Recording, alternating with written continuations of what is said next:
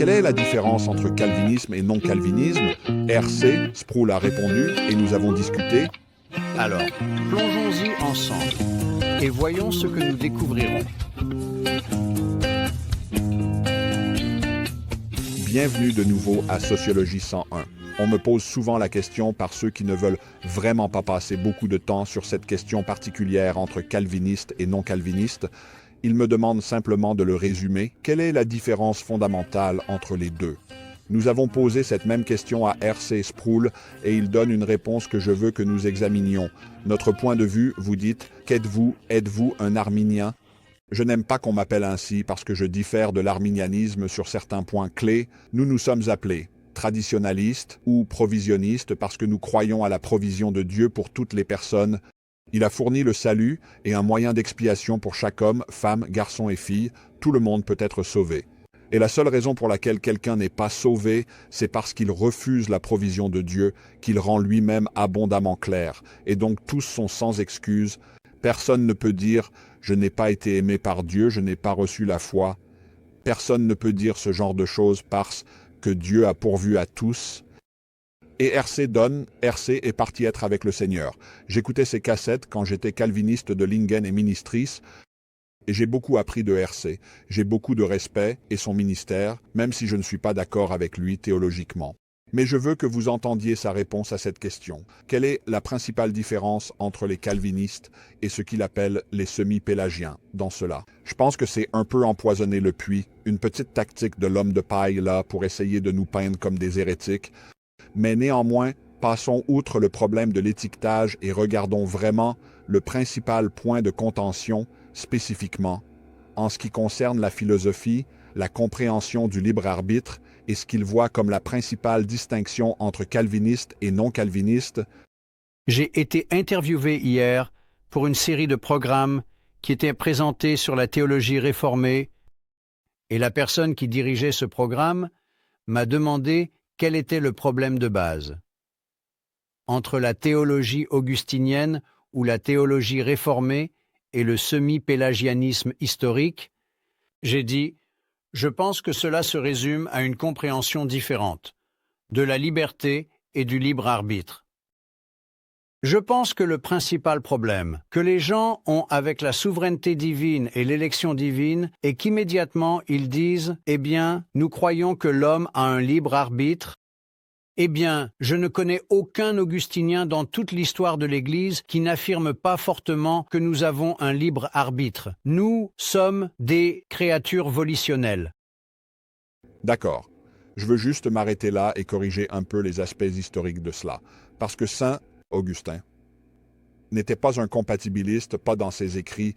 Maintenant, on pourrait dire qu'il devenu compatibiliste, mais dans ses premiers écrits sur le libre arbitre, il parle du libre arbitre de la même manière que nous le faisons dans un sens libertaire, tout comme tous les premiers pères de l'Église avant lui.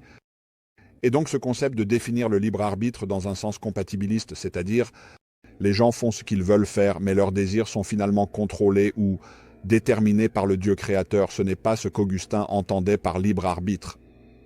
Lorsqu'il parlait de libre arbitre, ce n'est pas ce que la plupart des théologiens, à travers l'histoire, entendent lorsqu'ils parlent de libre arbitre. Ce n'est certainement pas ce que le chrétien moyen pense quand il parle de libre arbitre. Le libre arbitre est compris comme un type de liberté plus libertaire, et la raison pour laquelle nous avons même ce vocabulaire ou cet adjectif de libre, arbitre et de libre, arbitre libertaire, et qu'il doit être distingué de ce que certains appellent maintenant le libre arbitre compatibiliste, et nous l'avons décrit. Avant, le libre arbitre libertaire est la capacité de la volonté de s'abstenir ou de ne pas s'abstenir d'une action morale donnée. C'est une volonté autodéterminée. En d'autres termes, elle n'est pas contrôlée par quelqu'un ou quelque chose d'autre qu'elle-même. En d'autres termes, Dieu ne détermine pas quels choix vous ferez, mais que vous serez libre de les faire, et que Dieu a décrété que nous ayons cette liberté. En d'autres termes, c'est le droit souverain de Dieu en tant que souverain de gouverner comme il le souhaite. Et s'il veut accorder aux créatures une liberté libertaire, de la volonté, alors parbleu, il le peut et c'est son privilège de le faire. Et donc, quand les gens parlent du libre arbitre, il y a parfois une redéfinition du terme qui a historiquement été compris comme la volonté autodéterminée d'une créature. Ce n'est pas contrôlé ou déterminé par Dieu par des moyens causals, quels qu'ils puissent être décrits, mais au contraire, il est déterminé en soi et par soi-même. Ce n'est pas contrôlé de manière externe, par quelqu'un d'autre que l'agent lui-même. C'est ce que l'on entend généralement par ce concept de libre arbitre moral historiquement, même dans les premiers écrits d'Augustin. Juste pour clarifier ce point, car ce qu'il va décrire ici est ce qu'il croit que le libre arbitre est, et il va le décrire comme étant le compatibilisme. Dieu nous a donné des esprits et des cœurs, et il nous a donné des volontés, et nous exerçons cette volonté tout le temps. Nous faisons des choix chaque minute de la journée, et nous choisissons ce que nous voulons, nous choisissons. Et qui contrôle nos désirs? Nos désirs sont contrôlés par les circonstances et par notre nature, d'accord? Les deux sont méticuleusement sous le plan et le décret souverain de Dieu. Et donc, dire que nous choisissons selon ce que nous voulons ne signifie pas grand-chose lorsque ce que nous voulons est déterminé par quelqu'un d'autre que nous-mêmes. Et donc, quand nous disons que nous décidons d'agir en accord avec nos désirs, nous pouvons choisir quel désir nous allons agir pour satisfaire. Donc, si j'ai le désir de manger du gâteau, je peux choisir de manger du gâteau en fonction de ce désir. Si j'ai le désir de perdre du poids, je peux faire un choix basé sur ce désir de perdre du poids. C'est mon choix en tant qu'agent moral de choisir lequel des désirs je vais chercher à satisfaire. Et si vous rendez ce désir lui-même déterminant, alors vous retirez finalement la responsabilité à l'agent qui choisit d'agir selon ses désirs donnés. Maintenant, ce que les calvinistes comme Sproul soutiennent souvent, c'est que quel que soit le désir sur lequel vous agissez, c'était le plus grand, et donc le désir lui-même devient déterminant. Comme un être instinctif, nous agissons simplement selon le plus grand désir prédéfini qui a été créé en nous par Dieu dans les circonstances données.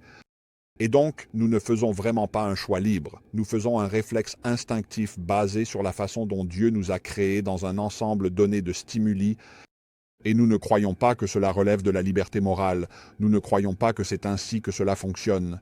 Mais c'est ce pourquoi il plaide finalement ici, alors qu'il explique ce qu'est le libre arbitre de son point de vue. Vraiment, personne ne nous contraint, ne nous met un pistolet sur la tête. Et nous ne sommes pas des robots. Les robots n'ont pas d'esprit. Les robots n'ont pas de volonté. Les robots n'ont pas de cœur. Nous sommes des êtres humains, nous faisons des choix. C'est pourquoi nous avons des problèmes avec Dieu, parce que les choix que nous faisons dans notre condition déchue sont des choix pécheurs.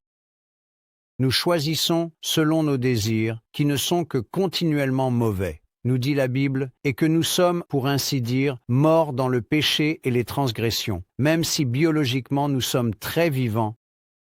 Et nous marchons selon le cours de ce monde, selon le prince de la puissance de l'air, accomplissant les désirs de la chair, c'est ce que nous dit la Bible. D'accord. Et le désir de la chair, selon 1 Jean 2,16, ne vient pas du Père, mais du monde. En d'autres termes, ce n'est pas parce que Dieu a décrété que vous aviez le désir de la chair, ou le désir des yeux, ou l'orgueil de la vie. Ces choses ne viennent pas du Père, selon ce que dit la parole inspirée. Et donc, dire que Dieu décrète toute chose serait aussi dire que Dieu décrète le désir de la chair, le désir des yeux et l'orgueil de la vie.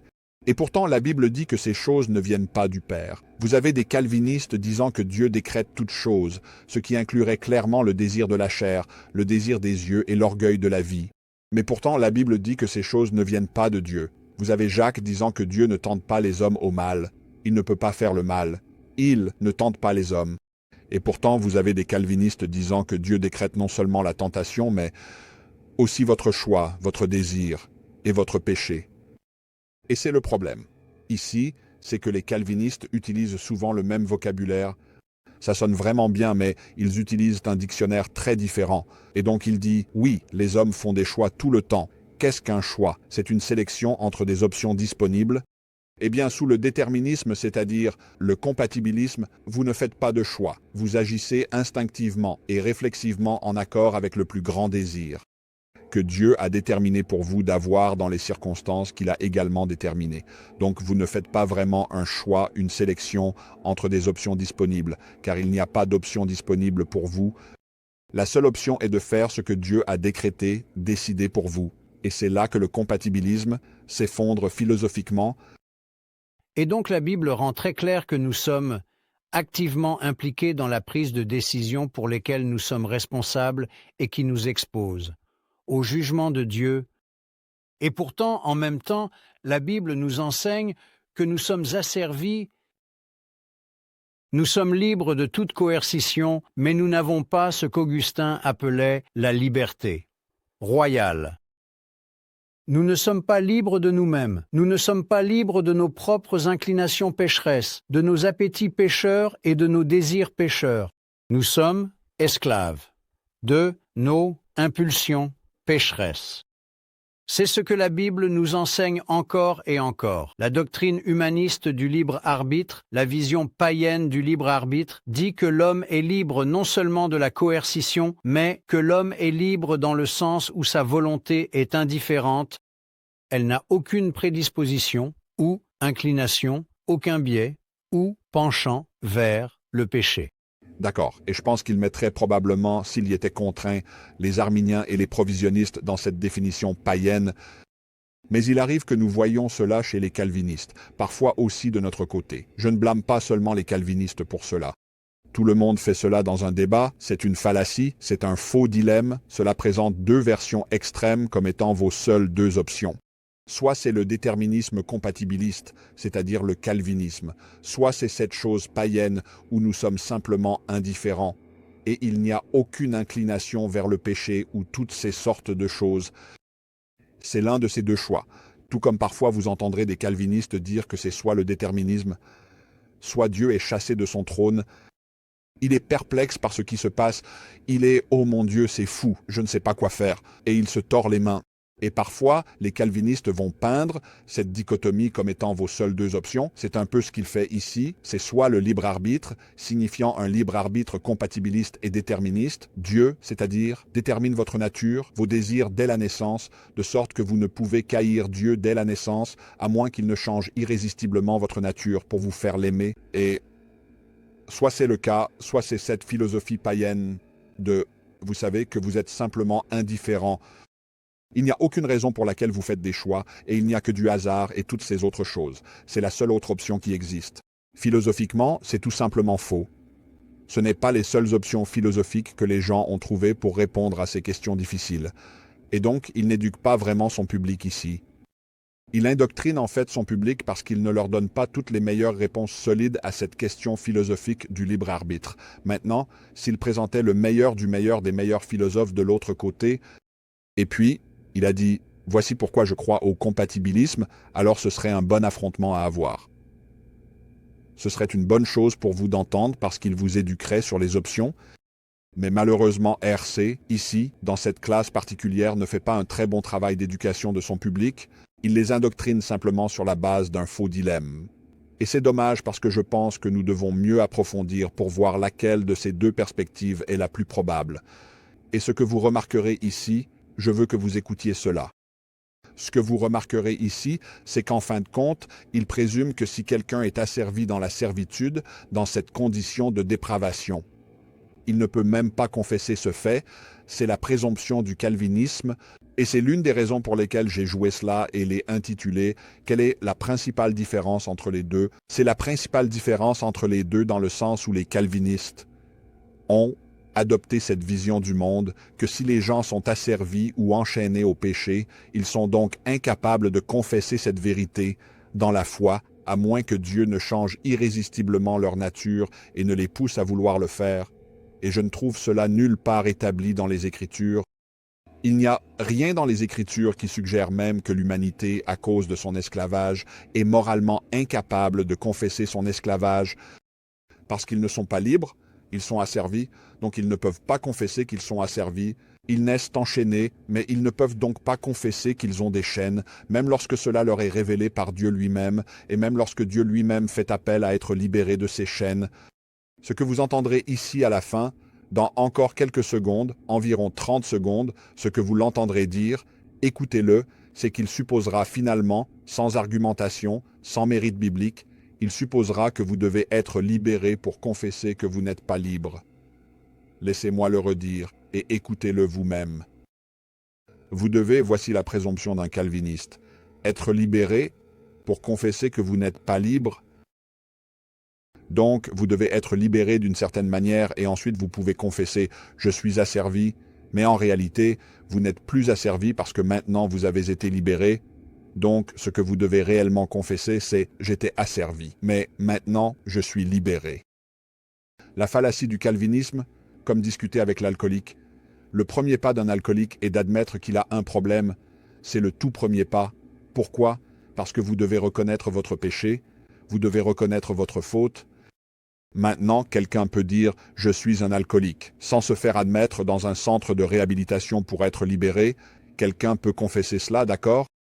Et ils sont toujours asservis, ils sont toujours dépendants. Simplement, confesser le fait que vous êtes un pécheur ne vous libère pas du péché. La confession du fait que vous êtes en esclavage, que vous avez changé, ne vous libère pas de cet esclavage, mais est le premier pas nécessaire pour que vous trouviez la liberté. Et quiconque est en esclavage au péché et sous la colère de Dieu peut confesser ce fait. Lorsqu'il est confronté à la vérité inspirée de la parole de Dieu, et c'est là que le calviniste fait son erreur.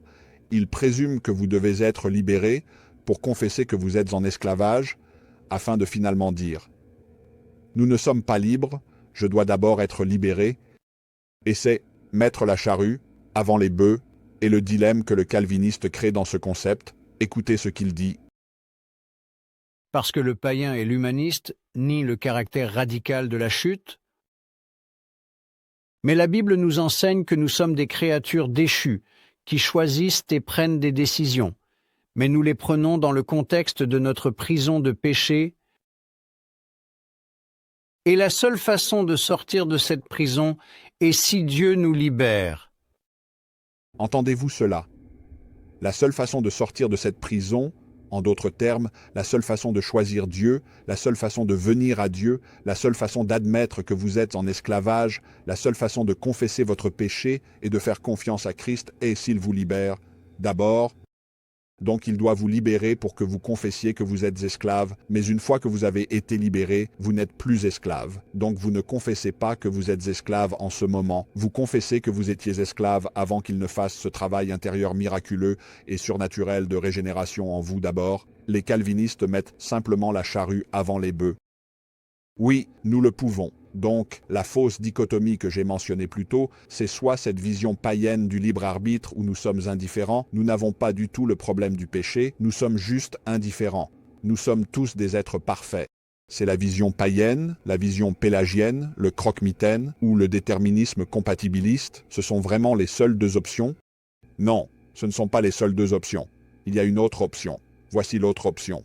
Vous êtes un pécheur. Vous êtes brisé. Mais devinez quoi? Bien que les personnes brisées ne puissent pas se réparer, elles-mêmes, les personnes brisées peuvent confesser leurs brisures. À la lumière de la parole de Dieu, en fait, j'ai écrit cela sur une page Facebook récemment. Regardez ce que cela dit. Il est impossible pour un soi brisé de se réparer lui-même, mais il est possible pour un soi brisé de confesser humblement sa brisure et d'accepter de l'aide quand elle est offerte. Laissez-moi le redire, il est impossible pour un soi brisé de se réparer lui-même, il y a une incapacité totale.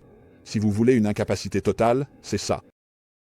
Si brisé, réparez votre brisure, si pas sauvé, vous sauvez, si en esclavage, vous libérez. Mais il est possible pour un soi brisé et asservi de confesser humblement sa brisure et son asservissement et d'admettre « je ne peux pas me sauver, je ne peux pas me débarrasser de ces chaînes tout seul », je ne peux pas surmonter cette dépendance à l'alcool par moi-même, je ne peux pas faire cela seul. J'ai besoin de l'aide de quelqu'un. Et le seul qui peut m'aider, selon les Écritures, est Jésus. Écoutez, n'adoptez aucune vision du monde qui enlève la responsabilité de chaque individu de s'humilier et d'assumer ses propres erreurs.